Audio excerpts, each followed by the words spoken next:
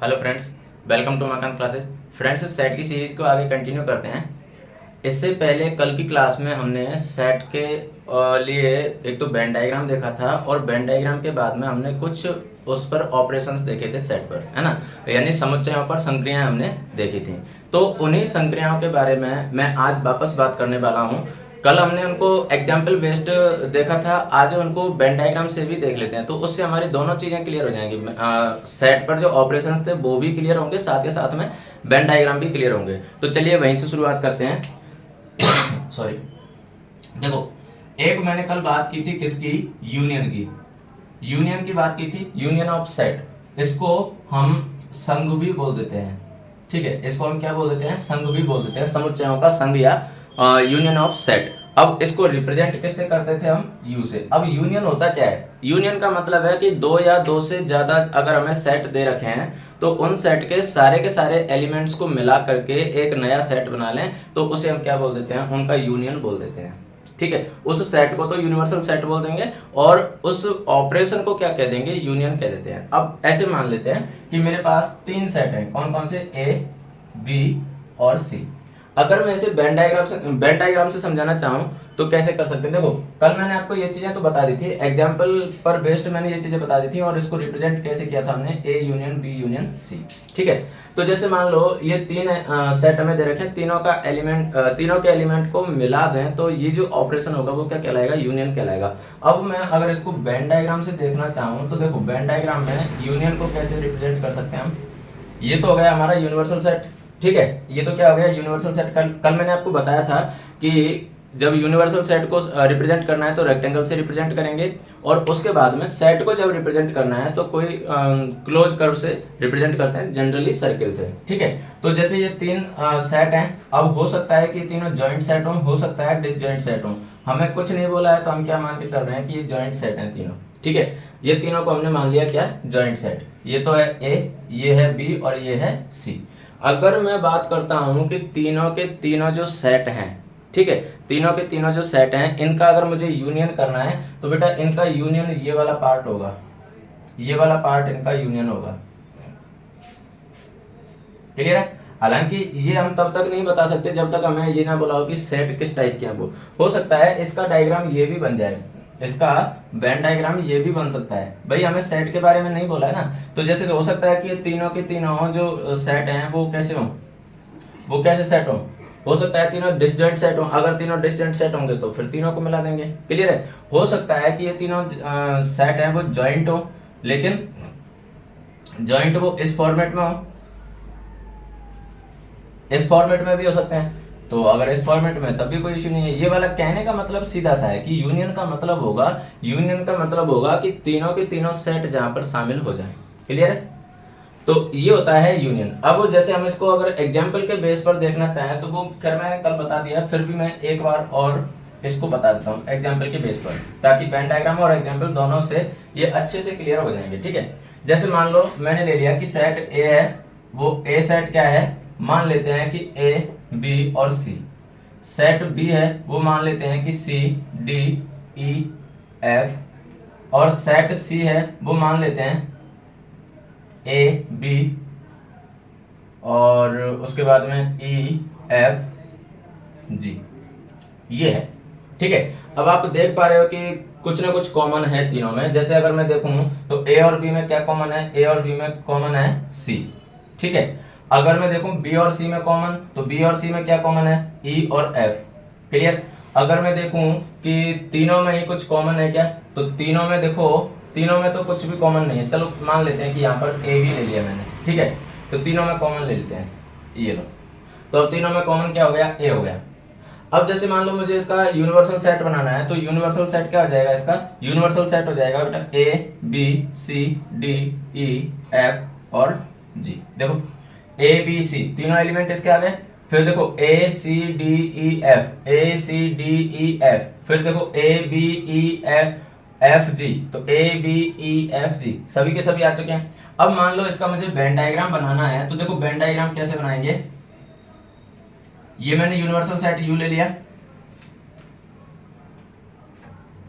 ये तो मैंने यूनिवर्सल सेट यू ले लिया। अब इस यूनिवर्सल सेट के अंदर 3 हमें ऐसे सेट बनाने हैं जो आपस में म्यूचुअली कैसे हैं, कनेक्टेड हैं, जॉइंटेड हैं। ठीक है, तो देखो मान लेते हैं कि ये सेट ए है, और ऐसा मान लिया कि ये सेट बी है, और ये मान लिया कि ये सेट कौन सा है, सी है। किसी को भी कुछ भी मान सकते हो, नो प्रॉब्लम। जैसे मान लो ये ए है, ये बी है, ये सी है, किसी को भी मान सकते हैं। अब देखो सबसे पहली बात, तीनों में क्या कॉमन है वो देखो। तीनों में कॉमन क्या है, ए, यहाँ भी ए और यहाँ भी ए।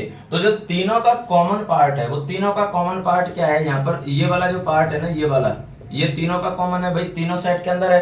तो इसका मतलब सीधा सा है कि ये जो पार्ट है वो कौन से एलिमेंट का है, ये पार्ट है किसका, ए का।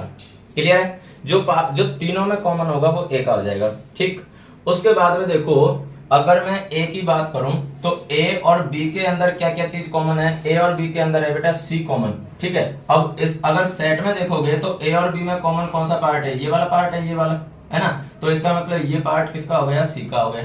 क्लियर है, उसके बाद में ए में बचा हुआ क्या है, बी बचा हुआ है, तो बी बचा हुआ है। अब ए का ये वाला पार्ट है वो बचा हुआ है। ठीक है, ए का ये वाला पार्ट है वो बचा हुआ है। तो चलो ए और सी में क्या कॉमन है वो भी देख लेते हैं। ए और सी में क्या कॉमन है बेटा, बी कॉमन है। ठीक है, ए और सी में ए भी कॉमन था, तो इसलिए ए और सी में बी कॉमन है, तो ये बी यहाँ पर आ गया, ये बी यहाँ पर आ गया। ठीक है, तो ए बी सी तीनों पार्ट आ गए। हालांकि ये जो बचा, अब बाकी कुछ नहीं बचा है में। उसके बाद में देखो बी, सेट सी में देखो, या चलो सेट बी को देख लेते हैं पहले। सेट बी में क्या है, सी डी ई एफ और ए। तो देखो सेट बी के अंदर ए तो आ चुका है, ठीक है, उसके बाद में सी भी आ चुका है। अब बचा डी, डी सी में है क्या, नहीं है, इसका मतलब डी यहाँ पर आएगा, केवल बी के अंदर है डी, बाकी किसी के अंदर नहीं है। उसके बाद में ई और एफ, ये दोनों ऐसे हैं जो किसके अंदर हैं, सी के अंदर भी हैं और बी के अंदर भी हैं, तो इसका मतलब ई और एफ यहाँ आ जाएंगे। ठीक है, उसके बाद में जी अकेला किस में है, बी में है, तो ये यहाँ पर आ जाएगा। अब देखो सारे के सारे आ चुके हैं क्या, A B C D E F और जी। ठीक है, ये जो पार्ट बचे हुए हैं इनमें बाकी के एलिमेंट भी, जैसे अगर कोई होते तो उनमें आ जाते, मतलब कोई अगर ऐसा एलिमेंट होता जो केवल ए में है बाकी किसी में नहीं है, अगर कोई ऐसा एलिमेंट होता तो वो यहाँ आ जाता। अगर कोई ऐसा एलिमेंट होता जो केवल सी में है बाकी किसी में नहीं है तो वो यहाँ आ जाता। क्लियर है, तो इस तरह से हम इनका यूनियन देखते हैं। ठीक है, चलिए, और बाकी के जब हम बुक के एग्जाम्पल लेंगे तो और भी अच्छे से आपको समझ में आ जाएंगे। तो ये हमने बात की बेटा किसकी, यूनियन की। अब देखो जब यूनियन को हम पढ़ रहे हैं तो साथ के साथ में ही हम वो चीजें क्लियर करते चलते हैं कि यूनियन की कुछ प्रॉपर्टीज होती हैं, उनको भी हम अभी पढ़ लेते हैं, फिर उसके बाद में इंटरसेक्शन के लिए वेन डायग्राम वगैरह वो देख लेंगे। ठीक है, तो मैं अगली हेडिंग यहाँ पर लगा सकता हूँ कि प्रॉपर्टीज ऑफ यूनियन, यानी संघ के गुणधर्म, संघ के गुणधर्म। अब क्या गुणधर्म होते हैं संघ के, वो चीज समझो। देखो आपने बचपन में जो नंबर सिस्टम पढ़े होंगे, तो नंबर सिस्टम में आपने 6वीं 7वीं क्लास में कुछ उनकी प्रॉपर्टीज पढ़ी होंगी।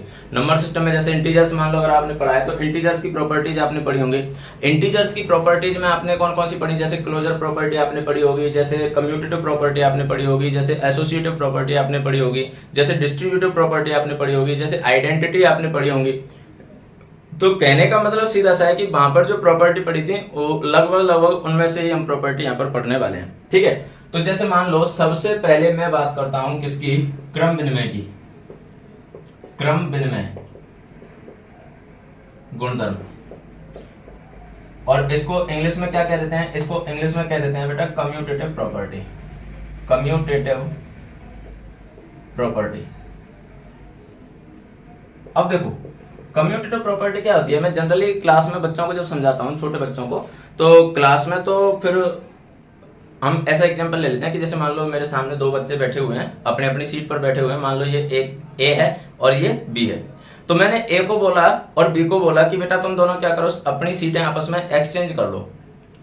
अब वो अगर बोल दें कि ठीक है सर हम कर लेंगे, मतलब वहां पर कम्यूटेटिव प्रॉपर्टी अप्लाई हो रही है, लेकिन उन्होंने बोला कि नहीं सर हम तो अपनी सीट पर ही कंफर्टेबल हैं, हम अपनी सीट चेंज नहीं करेंगे, नहीं करेंगे, तो मतलब कम्यूटेटिव प्रॉपर्टी अप्लाई नहीं हो रही है। देखो क्रम विनिमय, क्रम का मतलब तो आप जानते हो, क्रम का मतलब सीक्वेंस है ना, सीक्वेंस। तो और विनिमय का मतलब क्या होता है, आदान प्रदान करना या चेंज करना। तो सीक्वेंस अगर तुम चेंज कर दो और फिर भी अगर कोई फर्क उस पर ना पड़े, वैल्यू पर कोई फर्क ना पड़े, तो वो क्या हो जाता है, क्रम विनिमय गुणधर्म यानी कम्यूटेटिव प्रॉपर्टी हो जाती है। ठीक है, अब क्रम विनिमय कैसे, मतलब सीक्वेंस कैसे चेंज करने पर फर्क नहीं पड़ना चाहिए, तो इसके लिए मान लेते हैं कि दो सेट है अपने पास ए और बी। ठीक है, मान लेते हैं ए और बी दो सेट हैं। अगर मान लो मैं ए यूनियन करता हूं बी से, ठीक है, या फिर मैं बी यूनियन करता हूं किससे, ए से, अगर इन दोनों की वैल्यू बराबर है तो हम कह सकते हैं कि ये क्रम विनिमय गुणधर्म का पालन करते हैं।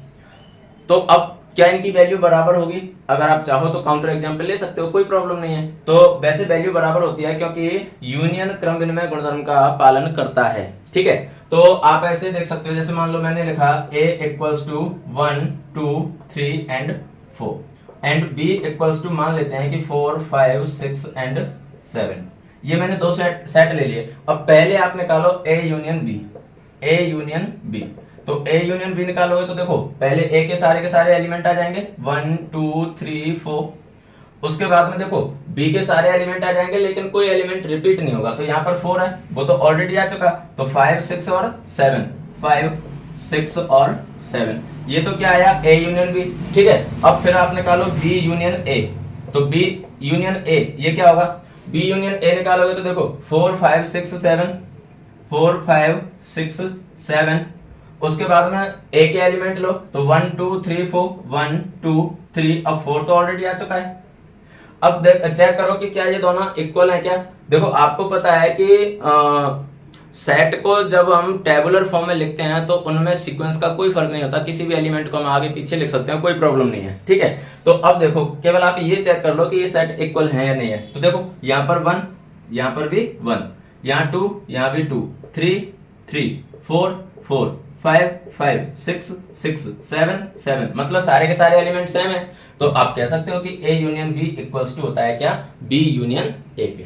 क्लियर है, तो आप इंडिविजुअली ये कह सकते हो कि union of set always apply commutative property. ठीक है, यानी हमेशा ये कम्यूटेटिव प्रॉपर्टी को यानी क्रम विनिमय नियम को क्या करते हैं, अप्लाई करते हैं, पालन करते हैं। ठीक है, ओके। दूसरी प्रॉपर्टी देखो, दूसरी प्रॉपर्टी क्या है, साहचर्य गुणधर्म। साहचर्य गुणधर्म, अब साहचर्य गुणधर्म को हम क्या कहते हैं, एसोसिएटिव प्रॉपर्टी। ठीक है, एसोसिएटिव प्रॉपर्टी,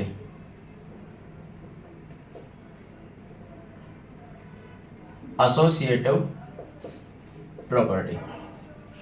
अब देखो एसोसिएटिव प्रॉपर्टी क्या होती है, एसोसिएटिव प्रॉपर्टी का मतलब होता है कि जहां पर तीन सेट आपको दे रखे हों। देखो कम्यूटेटिव तो दो में ही अप्लाई होती है लेकिन एसोसिएटिव तीन सेट में अप्लाई होगी। अब देखो मैं एसोसिएटिव प्रॉपर्टी को समझाऊंगा, आपको एक बार रिकॉल करवाऊं। जैसे मान लो मैंने कहा कि बेटा 2 5 और 7 कितने होंगे, 2 5 और 7, आप बोल दोगे कि सर 14 होंगे।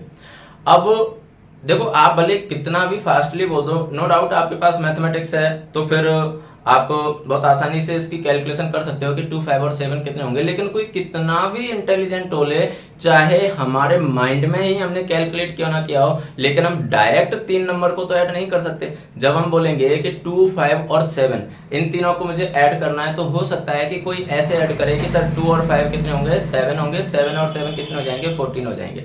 हो सकता है कोई ऐसे ऐड करे कि सर 2 और 7 9 होंगे, 9 और 5 कितने हो जाएंगे, 14 हो जाएंगे।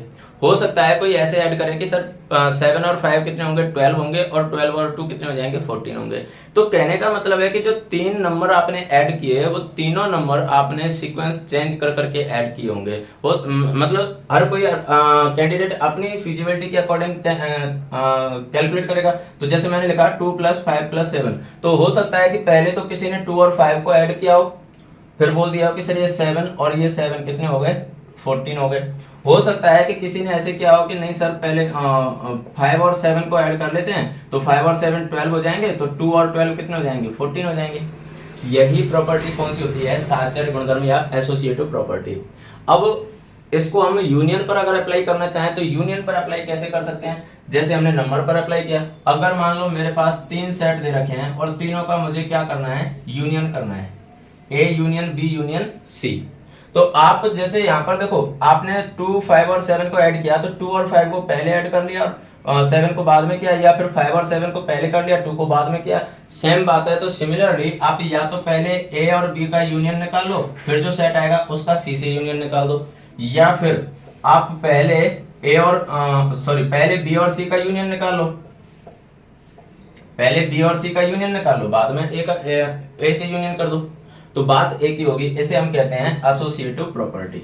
ठीक है, आप जैसे मैंने कम्यूटेटिव प्रॉपर्टी को एक एग्जांपल के थ्रू समझाया था, आप इसे भी एग्जांपल लेके प्रूफ कर सकते हैं, कोई प्रॉब्लम नहीं है। क्लियर है? तो उम्मीद कर रहा हूँ। चलो फिर एक एग्जांपल लेके मैं बता ही देता हूँ। जैसे मान लो मैंने एक सेट ले लिया ए है 1 2 एंड 3। ठीक है, एक सेट मैंने ले लिया बी, और बी है मान लो 3 4 एंड 5, और एक सेट है सी, और सी है मान लो 5 एंड 6। तो अगर मान लो आपको A union B union C चाहिए, तो जैसे मान लो इसके अकॉर्डिंग चलते हैं, पहले हम ए यूनियन बी करते हैं। तो A union B equals to क्या आएगा बेटा, 1 2 3, ए के एलिमेंट आ गए, अब बी के लो, तो 3 तो ऑलरेडी आ चुका है, 4 और 5, ए यूनियन बी आ गया। अब उसके बाद में इसका यूनियन करो आप सी से। ठीक है, तो A union B union C equals to, देखो पहले ए यूनियन बी ये आपने लिखा 1 2 3 4 5, ये तो ए यूनियन बी के एलिमेंट आ गए। अब इसका सी से यूनियन करोगे तो देखो 5 तो ऑलरेडी आ चुका है, तो आप क्या लिख दोगे 6। तो ये तो क्या आया, A union B union C. अब इस वाले तरीके से निकालो कि पहले बी और सी का यूनियन करो। तो देखो पहले अगर आप बी और सी का यूनियन करते हो, मैं चलो ऊपर से इसको इरेज कर देता हूं। देखो अगर आप पहले बी और सी का यूनियन करते हो, तो बी में एलिमेंट है 3 4 5 और सी में है 5 और 6, तो बी यूनियन सी आ जाएगा। देखो 3 4 5 एंड 6, 3 4 5, और सी में 5 ऑलरेडी था, सी में 5 तो इसलिए 5 यहाँ पर ऑलरेडी था, तो ये 6 आ गया। ठीक है, अब उसके बाद में आप A union B union C निकालो। तो देखो ए के साथ में जब इसका यूनियन करोगे तो ए में है 1 2 3, तो देखो 1 2 3, उसके बाद में बी यूनियन सी, तो इसके एलिमेंट देखो 3 4 5 6, तो 3 तो ऑलरेडी आ चुका है, तो 4 5 एंड 6। अब देखो A union B union C कितना आया, 1 2 3 4 5 6, A union B union C यहाँ से कितना था 1 2 3 4 5 6। तो बात है कि आप कैसे भी इनको निकाल सकते हो। क्लियर है? उम्मीद कर रहा हूँ कि समझ में आप आ गए होंगे। साचर गुणधर्म के बाद में हम देखते हैं आइडेंटिटी प्रॉपर्टी। देखते हैं आइडेंटिटी क्या होती है, समझो। देखो आइडेंटिटी अगर मान लो जैसे हम मैं साथ में नंबर से कंपेयर इसलिए करते चल रहा हूं ताकि आपको समझ में आ जाए, क्योंकि पहले आपने नंबर्स के बारे में पढ़ा हुआ है। ठीक है, तो जैसे देखो आप आइडेंटिटी जब निकालते थे, एडिटिव आइडेंटिटी मल्टीप्लिकेटिव आइडेंटिटी जब आप निकालते थे तो कैसे निकालते थे, जैसे मान लो आपको 5 की आइडेंटिटी चाहिए, किसके लिए, एडिशन के लिए। तो आप क्या करते हैं कि 5 में आप कोई नंबर ऐड करो, और वो नंबर ऐसा ऐड करो कि आपके पास 5 ही रहे। ठीक है, तो आप यहाँ पर लिख देते हैं कि सर 5 में अगर मैं 0 ऐड कर दूं तो कोई फर्क नहीं पड़ेगा, 5 में 0 ऐड करने पर क्या होगा, 5 ही रहेगा। तो इसलिए ये क्या हो जाती है, एडिटिव आइडेंटिटी हो जाती थी। सिमिलरली अगर मैं बोलूं कि बेटा 5 को किससे मल्टीप्लाई करूं मैं ताकि वैल्यू 5 ही रहे, आप बोलोगे कि सर 5 को 1 से मल्टीप्लाई कर दो। तो कहने का मतलब ये हुआ कि ये तो क्या है, एडिटिव आइडेंटिटी है, एडिटिव आइडेंटिटी। ठीक है, और ये क्या है, मल्टीप्लिकेटिव आइडेंटिटी है। तो इसीलिए इसी तरह से अगर मैं सेट के यूनियन के लिए आइडेंटिटी की बात करूं, दो प्रॉपर्टी हम पहले पढ़ चुके हैं, ये तीसरी है। तो आइडेंटिटी की बात करूं तो देखो यहां पर आइडेंटिटी क्या होगी, आइडेंटिटी को हम कह देते हैं तत्समक, तत्समक। ठीक है, तो आइडेंटिटी इनके लिए क्या होगी, देखो जब हम बात यूनियन की कर रहे हैं तो हम यहां पर कह सकते हैं कि ए का यूनियन अगर मैं 5 से करता हूं, 5 मतलब एम्प्टी सेट। ठीक है, ए का यूनियन अगर मैं 5 से करता हूं तो मुझे क्या मिलेगा बेटा, ए ही मिलेगा। 5 क्या होता है, एम्प्टी सेट होता है, तो सारे के सारे एलिमेंट फिर एक ही रह जाएंगे, इसे हम कहते हैं आइडेंटिटी। ठीक है, आइडेंटिटी या फिर तत्समक। ठीक, वैसे भी आप जानते हो कि यूनियन का मतलब होता है दोनों के एलिमेंट को कंबाइंड कर देना, दोनों के एलिमेंट को मिला देना। अब 5 में तो कोई एलिमेंट है ही नहीं, तो सारे के सारे एलिमेंट किसके रहेंगे, ए के रहेंगे, तो इसलिए इसे हम क्या कह देंगे, आइडेंटिटी कह देते हैं। क्लियर है? उसके बाद में आगे हम बात करने वाले हैं वर्ग सम की। और वर्ग सम क्या होता है, जिसे हम आइडेम्पटेंट भी कहते हैं। देखो 4th नंबर पर वर्ग सम, आइडेम्पटेंट। अब देखो वर्ग सम क्या होता है, वर्ग सम का मतलब है कि अगर मैं ए का यूनियन करता हूं ए के साथ में तो मुझे क्या मिलेगा, ए मिलेगा। ऑब्वियस सी बात है कि यूनियन का मतलब होता है दोनों सेट के एलिमेंट को मिला देना। अब यहाँ ए का यूनियन कैसे कर रहे हैं, एक ए से ही कर रहे हैं, तो ए का यूनियन जब ए से ही कर रहे हैं तो उसके अंदर तो एलिमेंट एक ही रहने वाले हैं, तो इसलिए यहाँ पर क्या आ जाएगा, ए आ जाएगा। इसे हम कहते हैं वर्ग सम नियम, ठीक है, वर्ग सम या आइडेंटेंट नियम, आइडेंटेंट रूल, ठीक है। उसके बाद में एक हम बात करने वाले हैं law of union, law of union. अब लॉ ऑफ यूनियन क्या होता है, यानी संघ का नियम, संघ का नियम। अब संघ का नियम क्या होता है कि अगर मैं यूनियन के साथ में यूनियन करूं किसी सेट को, यूनिवर्सल सेट के साथ में यूनियन करूं किसी सेट को, तो अब यूनिवर्सल सेट के अंदर तो सारे के सारे सेट के एलिमेंट आ जाते हैं, तो यूनिवर्सल सेट के अंदर ए के एलिमेंट भी आ गए और ए के एलिमेंट आ गए, इसलिए यहां पर इसका जब यूनियन आप करोगे तो क्या रहेगा, यूनियन यूनिवर्सल सेट ही रहेगा। इसे हम कहते हैं लॉ ऑफ यू।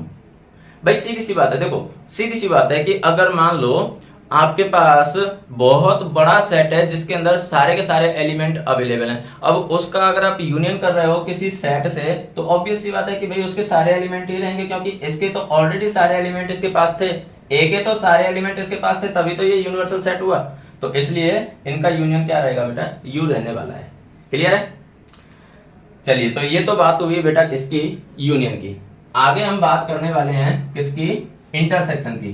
तो जैसे हमने इंटरसेक्शन को पहले वेन डायग्राम से देखा, फिर उसकी कुछ प्रॉपर्टी देखी थी, सिमिलरली हम यहाँ पर पहले, हाँ जैसे पहले यूनियन को वेन डायग्राम से देखा फिर उसकी प्रॉपर्टी देखी, सिमिलरली इंटरसेक्शन को भी हम पहले वेन डायग्राम से देखने वाले हैं और फिर उनकी कुछ प्रॉपर्टी देखने वाले हैं। क्लियर है?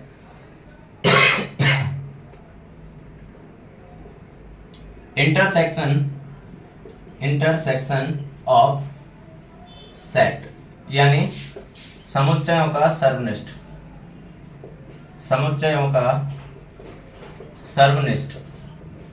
अब इंटरसेक्शन क्या होता है समझो। इंटरसेक्शन का मतलब मैंने कल भी आपको बताया था, इंटरसेक्शन का मतलब क्या होता है, कॉमन, ठीक है, जो सभी सेट में हो, जितने भी सेट का आप इंटरसेक्शन ले रहे हो उन सभी में जो एलिमेंट होते हैं वही इनका क्या कहलाता है, इंटरसेक्शन कहलाता है। अब जैसे देखो, मान लो मैं बात करता हूं वेन डायग्राम के बेसिस पर, जैसे मान लो मैंने ये बना दिया यूनिवर्सल सेट, ठीक है, ये बना दिया मैंने यूनिवर्सल सेट। अब इस यूनिवर्सल सेट के अंदर मान लेते हैं कि दो सेट हैं और दोनों सेट कैसे हैं, जॉइंट सेट हैं, ठीक है, जॉइंट सेट हैं। ध्यान रखना कभी भी डिसजॉइंट सेट हमेशा उनका इंटरसेक्शन फाई होगा, डिसजॉइंट सेट का इंटरसेक्शन हमेशा फाई होता है, हम इस पर भी बात करने वाले हैं, है ना। तो देखो जब हम समुच्चयों का सर्वनिष्ठ की बात करेंगे यानी इंटरसेक्शन की बात करेंगे, तो जैसे मान लो इसके अंदर मैंने ये दो सेट बनाए, ठीक है, ये दो सेट बनाए, एक सेट तो ये रहा और एक सेट ये रहा। आपको पता है कि दोनों के दोनों सेट कैसे हैं, मिले हुए हैं, दोनों के दोनों जॉइंट सेट हैं, ठीक है। अगर ये दोनों सेट जॉइंट सेट हैं तो इनका कुछ पार्ट ऐसा होगा जो दोनों का ही कॉमन होगा, बस उसी को हम क्या कह देते हैं, इंटरसेक्शन कह देते हैं। तो देखो अब यहाँ पर आप देख सकते हो कि ये जो पार्ट है वो दोनों का कैसा है बेटा, कॉमन है, ठीक है, ये जो पार्ट है वो दोनों का कॉमन है, ये दोनों का कॉमन पार्ट है, तो इसे ही हम क्या कह देंगे, इंटरसेक्शन कह देते हैं, ठीक है। तो ये जो पार्ट था उसे हम क्या लिख देंगे, ए इंटरसेक्शन बी, ये सेट हो गया ए और ये सेट हो गया बी, तो ये हो गया ए इंटरसेक्शन बी। क्लियर है? अगर मैं एग्जांपल के थ्रू देखना चाहूं तो जैसे मान लो मैंने लिखा A equals to P Q R S T और मान लो बी इक्वल्स टू लिखा मैंने S T U V W. तो अगर मैं लिखना चाहूं ए इंटरसेक्शन बी तो ये क्या होगा बेटा, देखो यहां पर कुछ एलिमेंट ऐसे हैं जो दोनों सेट में अवेलेबल हैं, जैसे मान लो यहां पर एस, यहां पर भी एस, यहां पर टी, यहां पर भी टी, बाकी कोई एलिमेंट कॉमन नहीं है, तो ये दोनों एलिमेंट का जो सेट होगा उसे हम क्या कह देंगे, ए इंटरसेक्शन बी कह देंगे, तो ये एस एंड टी। क्लियर है? ये होता है इंटरसेक्शन ऑफ सेट यानी समुच्चयों का सर्वनिष्ठ, ठीक है। सर्वनिष्ठ नाम से भी स्पष्ट है, वैसे तो देखो सर्व यानी सभी में, निष्ठ यानी उभयनिष्ठ से देख सकते हो कि सर्वनिष्ठ यानी सभी में जो कॉमन हो, उभयनिष्ठ हो, ठीक है, तो उससे आप रिलेट ऐसे कर सकते हो। तो इंटरसेक्शन ऑफ सेट उम्मीद कर रहा हूं कि समझ में आ गया होगा। अब बात आती है, जैसे हमने प्रॉपर्टी ऑफ यूनियन पढ़ा था, सिमिलरली हमें प्रॉपर्टी ऑफ इंटरसेक्शन भी पढ़ना है, ठीक है। फिर अगर टाइम बचा तो फिर हम प्रॉपर्टी ऑफ प्रॉपर्टी ऑफ उसकी कॉम्प्लीमेंट सेट की भी बात करेंगे, अगर टाइम नहीं बचा तो अगली क्लास में देख लेंगे, ठीक है। तो देखो आगे हम बात किसकी करने वाले हैं बेटा, properties of intersection, properties of intersection. अब जैसे इसको अगर हिंदी में मैं लिखना चाहूं, हिंदी में लिख सकते हैं सर्वनिष्ठ के गुणधर्म, सर्वनिष्ठ के गुणधर्म। अब देखो जैसे हमने प्रॉपर्टी ऑफ यूनियन में पढ़ा था, सिमिलरली हमें यहां भी पढ़ना है। तो प्रॉपर्टी ऑफ यूनियन में जैसे हमने सबसे पहले किसकी बात की थी, कम्यूटेटिव प्रॉपर्टी की बात की थी, यानी क्रम विनिमय नियम की बात की थी। तो सबसे पहले हम बात उसी की कर लेते हैं, क्रम विनिमय नियम, क्रम विनिमय नियम। अब देखो क्रम विनिमय नियम यानी ये क्या होती है, कम्यूटेटिव प्रॉपर्टी, कम्यूटेटिव प्रॉपर्टी। तो अब आप ये तो समझ ही चुके हो कम्यूटेटिव प्रॉपर्टी होती क्या है। जस्ट अभी मैंने समझाया था कि सीक्वेंस अगर उनका चेंज कर दिया जाए तो उनकी वैल्यू अगर चेंज ना हो तो वो क्या कहलाती है, कम्यूटेटिव प्रॉपर्टी कहलाती है। तो नो डाउट बेटा सर्वनिष्ठ यानी इंटरसेक्शन ये क्रम विनिमय नियम की प्रॉपर्टी अप्लाई करता है, होल्ड करता है, ठीक है। ए इंटरसेक्शन बी करो या बी इंटरसेक्शन ए करो, बात एक ही होगी, ठीक है। ए इंटरसेक्शन बी करो या बी इंटरसेक्शन ए करो, एक ही बात होगी। मतलब ये क्या करते हैं, क्रम विनिमय नियम का पालन करते हैं, कम्यूटेटिव प्रॉपर्टी क्या करते हैं बेटा, होल्ड करते हैं। क्लियर है। उसके बाद में हम बात करेंगे अगली एसोसिएटिव प्रॉपर्टी। जैसे मैंने उसके लिए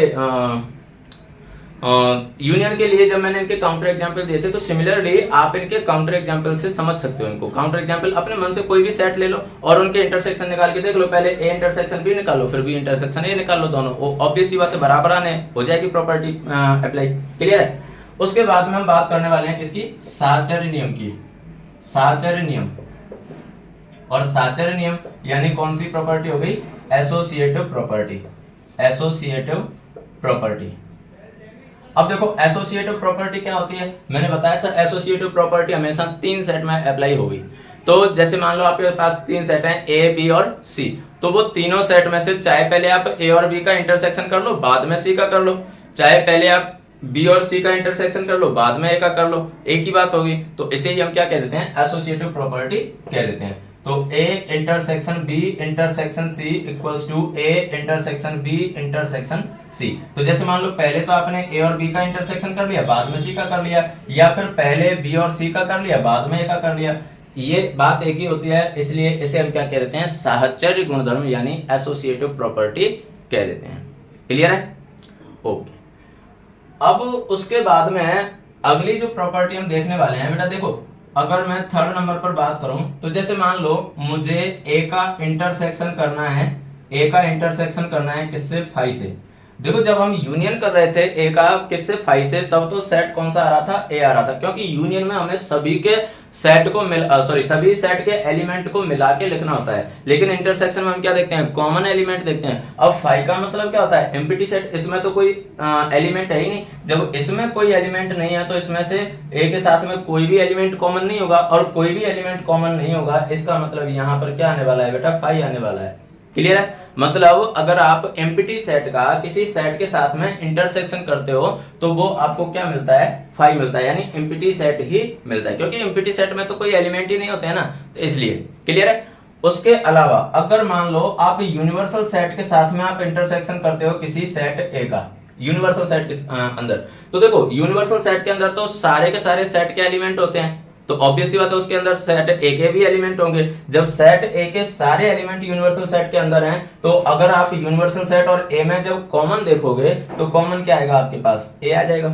क्लियर है, कॉमन ए आ जाएगा। आप इनके काउंटर एग्जांपल लेके देख सकते हो, या फिर हम जब क्वेश्चन सॉल्व करेंगे तब मैं इनके एग्जांपल बताऊंगा, ठीक है। तो आप टेंशन ना लें, बस ये प्रॉपर्टी हम वहां पर अप्लाई करने वाले हैं, तो उम्मीद कर रहा हूं कि आप वहां पर फिर डायरेक्ट ये चीजें समझ पाओ, ठीक है।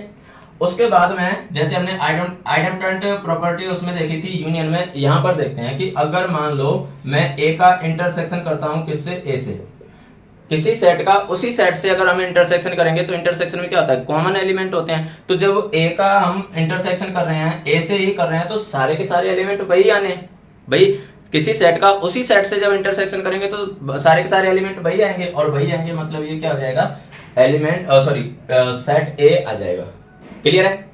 तो उम्मीद कर रहा हूं कि यहां पर चीजें आपको समझ में आ रही होंगी।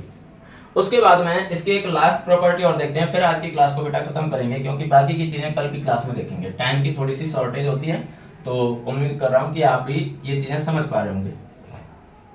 अब देखो, एक इसकी प्रॉपर्टी और होती है जो यूनियन और इंटरसेक्शन दोनों की मिला के होती है। कैसे कि अगर मान लो मेरे पास तीन सेट हैं, कौन से, ए, बी और सी, तो अगर मैं ए का इंटरसेक्शन करना चाहूं किससे, बी यूनियन सी से, अगर मान लो मैं ए का इंटरसेक्शन करना चाहूं बी यूनियन सी से, तो आप ऐसे लिख सकते हो ऐसे कि पहले तो आपने ए का इंटरसेक्शन किया किससे, बी से, उसके बाद में आप यूनियन कर दो किसका, ए का इंटरसेक्शन किया आपने सी से, तो बात एक ही होती है। इसको देख के कुछ कुछ कुछ कुछ याद आ रहा होगा। क्या याद आ रहा होगा? देखो, आपने बचपन में पढ़ा होगा कि a into B plus C equals to A into B plus B, sorry, A into C, पढ़ा था, पढ़ा हुआ लग रहा है। अब इस प्रॉपर्टी को हम क्या क्या बोलते थे, डिस्ट्रीब्यूटिव प्रॉपर्टी, डिस्ट्रीब्यूटिव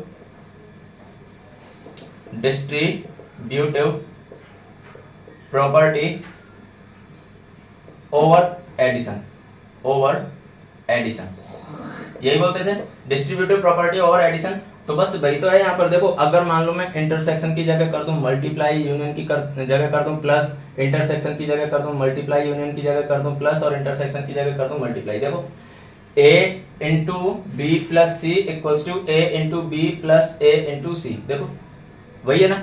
तो बस यहाँ पर हमने मल्टीप्लाई और एडिशन के लिए किया था, तो इसलिए हम यहाँ पर क्या बोल रहे हैं, एडिशन बोल रहे हैं। बाकी यहाँ पर इसको हम केवल डिस्ट्रीब्यूटिव प्रॉपर्टी बोलेंगे, डिस्ट्रीब्यूटिव प्रॉपर्टी, क्लियर है, distributive property for union and intersection, ठीक है।